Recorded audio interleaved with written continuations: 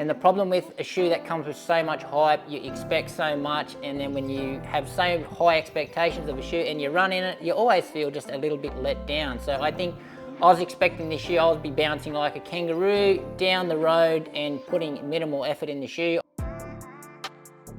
So just a couple runs done and dusted in this shoe. Now this is the NIKE Vomero Premium, and these are my first impressions. But before we get into it, a big shout out to my #1 running store, the Running Company at Geelong. I've got a link to their website in the description. Make sure you go check out that and check out all their running gear. And also guys, if you haven't done so already and you want to support this channel, make sure you hit that subscribe button. And with the specs, so this is a neutral road running shoe, and certainly in that max cushion category, maybe like a super max cushion category, because this is pretty much the biggest of them all. In Australia, you're going to be able to pick it up for $320 or $230 in the US. Now in the weight, it is a little bit hefty here, so 324 grams or 11.4 ounces. Now that's this shoe, that's a US 8.5, and in the stack, as I said, huge, 55.5 in the rear, 45.5 in the front, and that's going to give us a 10mm drop. And in the upper, so the material that they're using here is a engineered mesh. Now the mesh itself, it's really fine and it's got that plasticky type feeling. It's not the most flexible, but I'll tell you what, it is incredibly breathable.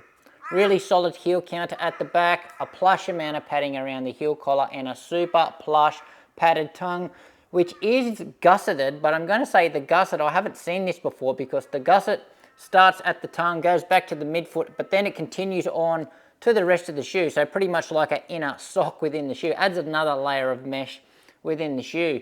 Now with our lacing system, so they've got double reinforced eyelets here, and they've got these shoelaces that I'm not actually a big fan of. So they're quite robust, they don't tend to bite in and grip, so they, with the combination of these eyelets that are quite slippery as well, it has got a little bit tricky just to get a good lockdown here through the midfoot, and I did get a little bit of heel slippage, hence why I've had to use the runner's knot in this shoe.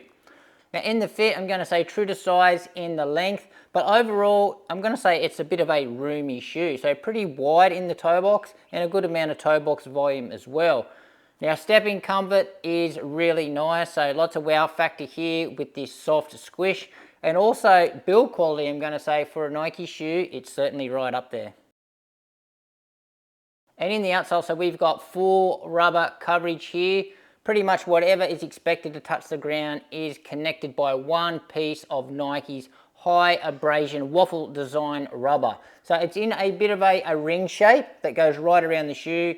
It is sort of got this really big cavity right through the middle of the shoe, and then some bigger cutouts just under where these air zoom units are, which I'll cover later. Now historically, this waffle lug design, it performs really well in all conditions, so good in the dry, good in the wet, and pretty good out there on those dirt roads as well.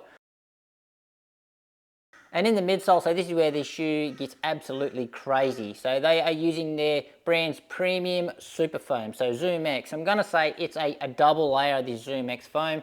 So they've got a top layer and then they've got a bottom layer, but you can see where the two layers of Zoom X are joined because they've had to fit these two air zoom units in the shoe. So one in the rear, one in the front. That's those big orange airbags you can see within the midsole.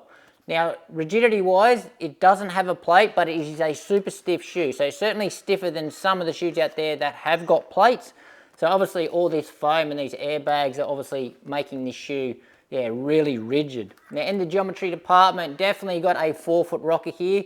So it looks quite aggressive, and it feels it's like it's on the later stage. So I'll talk about the rocker and the geometry later, but yeah, certainly got a really big steep sweep up forward there. And also we've got a bit of a rear foot rocker going on here as well, which is certainly, again, noticeable on the run. And in the ride, well, the first word that comes to mind here is, you guessed it, yes, bouncy. So there is so much hype around the ride of this shoe of how bouncy it is, the anti-gravity shoe.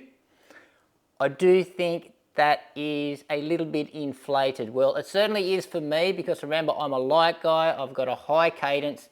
Yes, the shoe is bouncy, but it's not the bounciest shoe that I've actually got, or not the bounciest shoe that I run in.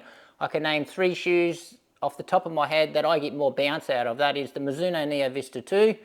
The New Balance Balos has got more bounce for me, and also I'm going to say possibly the Mizuno Neo Zen gives me more bounce than this shoe. But yes, this still has lots of enjoyable bounce. So nice and soft as well, without being too mushy, too sloppy, because these airbag units do a great job, I think, as well as not only providing bounce, but adding stability to the shoe. So surprisingly stable. I felt super safe in this shoe. It's a very comfortable ride. I need to talk about the geometry. So what I didn't get is I didn't feel the geometry really kicking in, this 4-foot rocker. I felt like it just didn't quite work with the airbags. It feels like it's a little bit too late for the airbags. So you either, if you're landing through the rear of the shoe, you get a nice bounce through the rear and you sort of miss out on the front part of the shoe. If you land through the midfoot, it's not too bad. You don't get as much bounce as if you land in the rear, but if you land through the middle, you still get that Zoom X squish, and then you can sort of feel that you rock on and you can feel a bit of this rocker. But if you're landing on the forefoot, again, it feels like the air zoom unit, so the bounce out of the unit is sort of it's lifting you up in the air before you get a chance to get onto the rocker. So I couldn't really feel the rocker much on the ride. However, still a lot of running to do on this, just early days in it. But overall, yeah, super fun, surprisingly stable, and yeah, nice and bouncy. And likes in this shoe so far is certainly the innovation in the tech that Nike have put into the shoe. I love that they go out on a limb, and they're usually the first brand out there that tries something dramatically different than the rest of the brands. They go out on a limb and deliver us something like this, so I really appreciate that, and I also like the ride. And what I'm still figuring out is just what I mentioned before with the geometry. I'm not sure if this geometry is actually working with the airbags or working against the airbags, but again, it's very early days for me. I've just got to play around with the ride a little bit more to get the best out of the shoe. And dislikes, well, the first one is really minor, and that is just the laces themselves. I know they're an easy fix, change them out, but the ones that they come with, as I said, they don't bite and they tend to slide a little bit too easily, so it's a bit hard to get a good lockdown in. And as I mentioned before, I did get a bit of heel slippage in until I nailed down that runner's knot, and I'm also going to complain about that $320 price point. And just wrapping up my first impressions here. So first and foremost, yes, it is a crazy shoe, and it's not just by the bounce of the ride, because I mentioned before, I think there's bouncier shoes on the market, but I think just the look of the shoe, the size of the shoe, the tech that's gone into the shoe, it's just something wacky. So much hype around the shoe, and the problem with a shoe that comes with so much hype, you expect so much, and then when you have so high expectations of a shoe and you run in it, you always feel just a little bit let down. So I think I was expecting this shoe, I would be bouncing like a kangaroo down the road and putting minimal effort in the shoe. I didn't get that experience. But again, remember, I'm a light guy, high cadence. The ride wasn't too dissimilar to me, believe it or not, than the Vomero Plus. So really familiar feedback for me, but I can still feel the difference. Surprisingly stable, as I just mentioned. And even though it's so big, so wacky looking, I think this shoe has certainly got its place in a running shoe rotation. So I see this shoe being super valuable for those people that just need to build up their mileage. So this is a safe shoe to build up your mileage safely, because it's really going to protect your body. It's going to protect the pounding from the road. So it's a good transition, I think, when you are learning to, or you want to build some volume to your weekly miles. Start off in one of these shoes with your doubles and those extra miles, and I think it's going to be doing it safely. And also those people that are injured or coming back from an injury, you do a lot of your runs in this shoe, it's really going to protect the body as well. Overall, yeah, it is a heavy shoe, but I have learnt with heavy shoes, you just don't fight the shoe. So the weight in this shoe didn't really bother me at all.